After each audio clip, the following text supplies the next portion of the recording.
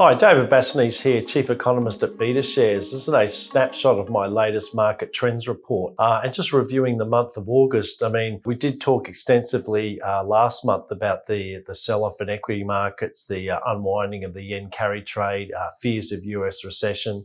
I did say at the time that I thought it was just short-term market volatility, fear of US recession, probably overblown. You know, we can look through the rest of the month and say, thankfully, that so far at least seems to be the case. Markets have bounced back quite nicely through the final weeks of August, such that the MSCI All Country World Index returned 1.7% for the month, so a positive return. The S&P 500 returning 2.4%, so a pretty solid gain there. We did see net over the course of the month, though, in terms of sectors, the strength was in the more defensive parts of the market, healthcare and consumer staples. The Australian market didn't have as good a performance. It was only up 0.5% through the course of the month. Now, I guess what we've seen this month was the initial concerns about US recession, the volatility associated with the unwinding of the carry trade did give way to optimism about the US economy. We did get further benign inflation reports, and we also got reassuring US activity reports, things like weekly jobless claims remaining quite low, and further solid gains in employment were supportive of the market. And then to cap it all off, we obviously had the chair of the US Federal Reserve, Jerome Powell, essentially confirmed that the Fed would cut interest rates in September in his key speech at the Jackson Hole Symposium. So really, after having started the month quite nervously,